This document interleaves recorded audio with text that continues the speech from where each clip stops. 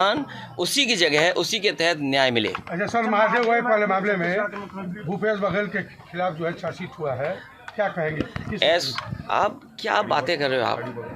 आपको सब पता है। अच्छा, बलिया से बेहतर कौन जानता होगा? यहाँ के पत्रकार साथियों को लड़ना पड़ा था, इसमें हो सकता कोई हो, सभी लोग आपको कितना लड़ना पड़ा और सच के लिए लड़ना पड़ा, और क्योंकि आप सच्चे थे इसलिए आपको न्याय मिला। ये बात सहमत है ना आप? तो ये बीजेपी के लोग किसी को भी फंसा सकते हैं। जब आपको नहीं छोड़ रहे हैं तो किसी भी लीडर को कहीं भी फंसाया जा सकता है। अरे एसओ आप रख लीजिए अपना, तो क्या करेगा एसओ आपका? अच्छा सर, अंत में सिर्फ एक सवाल। जिस तरीके से लोकसभा चुनाव नजदीक आ रहा है, स्वामी प्रसाद मौर्य लगातार विवादित बयान देते हैं।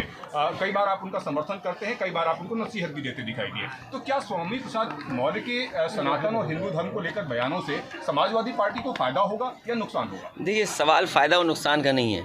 कुछ चीज़ें बहुत पुरानी हैं, उनको कुरेदना नहीं चाहिए।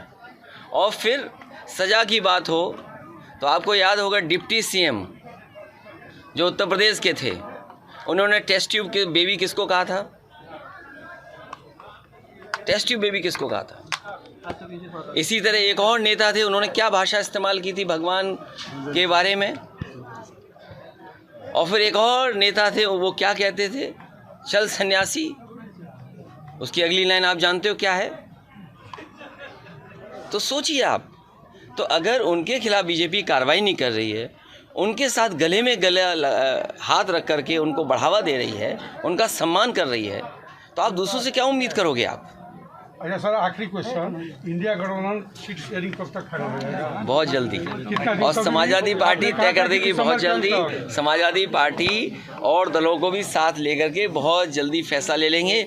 अभी सूर्य को उत्तरायण में आने दो, सूर्य को उत्तरायण में आते ही सब फैसले हो जाएंगे। अच्छा, अंत में सर सिर्फ एक सवाल, समाजवादी पार्टी किस तरीके के नेताओं को लोकसभा चुनाव में टिकट दे सकती है? उनकी प्राथमिकता क्या रहेगी, क्या आधार रहेगा? जो अच्छे हों, जो ज़मीनी नेता हों, समीकरण में फिट हों, थोड़े मजबूत हों। कल क्या होगा, हमारा स्टैंड वही है जो पहले दिन था।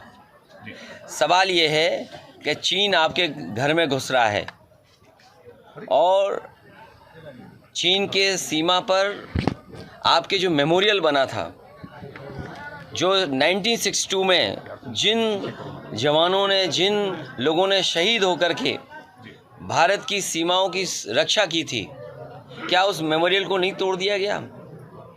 चीन की फौज क्या आपके भारत के अंदर नहीं आ गई? इसका सवाल का जवाब है किसी के पास? आप सीमाएं की सुरक्षा नहीं कर पा रहे हैं, आप सीए लाना चाहते हैं, आप अपने जवानों की रक्षा नहीं कर पा रहे हैं, और सरकार की गलती और कमी की वजह से सिविलियंस की जान जा रही है, तो कितना अविश्वास आपके प्रति पैदा हो रहा है?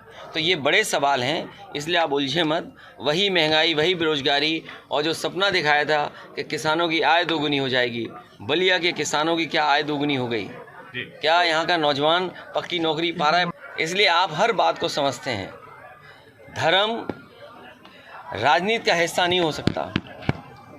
भारतीय जनता पार्टी को आय दोगुनी हुई कि नहीं हुई, किसान को नौकरी रोजगार मिला कि नहीं मिला, उन सवालों का जवाब देना पड़ेगा, और उन सवालों का जवाब नहीं है, इसीलिए भारतीय जनता पार्टी धर्म के पीछे छिप जाती है। अच्छा अध्यक्ष जी, आप इंडिया गठबंधन के प्रमुख घटक हैं और उत्तर प्रदेश के मुख्यमंत्री रहे हैं, सबसे बड़े राज्य के आप सबसे बड़े नेता। आप 40 सीट 48 सीट वाले लोकसभा क्षेत्र के लोग जो है मांग कर रहे हैं कि इनको प्रधानमंत्री बनाया जाए, इनको सब मांग, और 80 सीट वाले होने के बाद भी जब प्रधानमंत्री बनने की बात आती है या संसद बनने की बात आती है तो आप जो है शांत हो जाते हैं, कुछ बोलते नहीं। मुझे अपने इस पत्रकार का धन्यवाद देना चाहिए। हमारे लिए मुख्य है कि बीजेपी हारे, सवाल ये नहीं कि कौन किस पद पर बैठेगा। और आप तो बलिया के हैं जहाँ से प्रधानमंत्री रहे हैं, तो आप इन बातों को सब समझते हो, गिनती की और परिस्थितियों को भी समझते हो कि कभी कभी कम वाले भी प्रधानमंत्री बनते हैं। तो मैंने उत्तर प्रदेश के युवाओं की आकांक्षाओं को आप पूरा करेंगे भविष्य में? प्रधानमंत्री अगर बनने की स्थिति आती है तो हमारा जो सपना रहा है, देखिए जो सपना समाजवादियों का रहा वो ये रहा कि पूर्वांचल का इलाका खुशहाली से जुड़ जाए।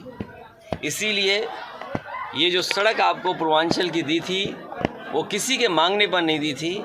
नेताजी क्योंकि आजमगढ़ से चुनाव लड़ते थे, पूर्वांचल का हिस्सा उत्तर प्रदेश और दिल्ली से सीधा जुड़ जाए और यहाँ के हमारे किसानों के घर परिवार में खुशहाली आ जाए, इसलिए एक्सप्रेस वे दिया था। ये केवल सड़क नहीं मान के चल रहे थे हम, यहाँ पर मंडी अगर बनी होती और अगर सुविधाएं दी गई होती तो हमारे किसानों को लाभ पहुंचता। लेकिन उत्तर प्रदेश के लोग तो ये जो सपना समाजवादियों ने देखा था, प्रधानमंत्री बने और आज सपना है कि आप भी प्रधानमंत्री बने। देखिए, ये समय और जगह नहीं है जिस पर चर्चा की जाए। कभी दोबारा बलिया आएंगे हम लोग। अच्छा सर, मेरठ में एक किसान ने आत्महत्या करने की कोशिश की है, पेट्रोल डालकर जो है आग लगाने की कोशिश की है, क्योंकि वन विभाग उसकी जमीन पर कुछ करने जा रहा था। क्या कहना चाहेंगे सर, किसानों की क्या स्थिति है प्रदेश के अंदर? बीजेपी के लोग जीरो टॉलरेंस कहते हैं करप्शन के लिए। ये जीरो टॉलरेंस उनका जीरो हो गया है और जब एसडीएम और अधिकारियों के कार्यालय न्याय नहीं दे रहे हैं तो मजबूरी में उसको आत्महत्या का रास्ता अपनाना पड़ा। अगर कोई दोषी है उसके लिए तो वो भारतीय जनता पार्टी की सरकार के लोगों, और केवल मेरठ में एक किसान की आत्महत्या का सवाल नहीं है, उसके साथ साथ एक दलित और पिछड़े वर्ग के लोगों की किस तरह पिटाई की गई, एक बहुजन समाज के सभासद की किस तरह मंत्री ने और विधायक ने पिटाई की। बताओ क्या कार्रवाई की इस सरकार ने? घटनाएं इस सरकार में हुई हैं। अच्छा सर, सत्ता पक्ष जो है लगातार विपक्ष पर भी आरोप लगा रहा है कि प्राण प्रतिष्ठा को लेकर विपक्ष जो है वो अलग अलग गलत बयान कर रहा है। तो क्या प्राण प्रतिष्ठा के दिन आप भी जाएंगे क्या अयोध्या? देखिए, मैंने आप आधी अधूरी बात मत करिए। पूरी बात यह है कि बीजेपी के लोग ये कह रहे हैं कि जिसके पास निमंत्रण होगा वही आएगा। हमारा पक्ष ये है कि भगवान जब बुलाएंगे तो वो बीजेपी भी नहीं रोक पाएगी। और अगर आपका हमारा किसी का मन करे कि आज भगवान की इच्छा है हमें देखने की, तो क्या हमें कोई रोक पाएगा? सर एक आखिरी क्वेश्चन सर। तो ये सवाल ये है कि भारतीय जनता पार्टी कैसे तय कर सकती है किसको बुलाना है किसको नहीं बुलाना है? अच्छा सर, महादेव वाले घोटाले में तो इसका मतलब भगवान श्री राम जी की तरफ से नहीं है बुलावा, ये भारतीय जनता पार्टी की तरफ से बुलावा है। परिवार के लोगों से मिलने जाना पड़े। 3 लोग सिविलियंस मारे गए थे, 8 घायल, शहीद किया नहीं गए रक्षा मंत्री जी।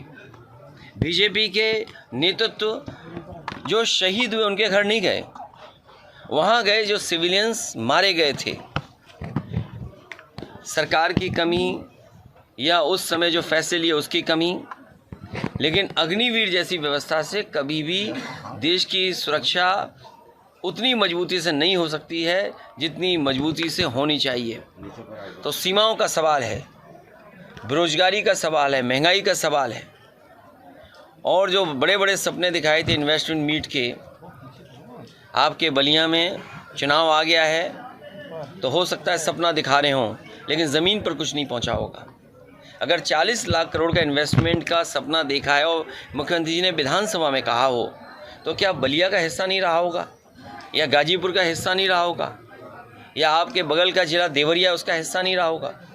आखिरकार 40 लाख करोड़ में ये आखिरी के हमारे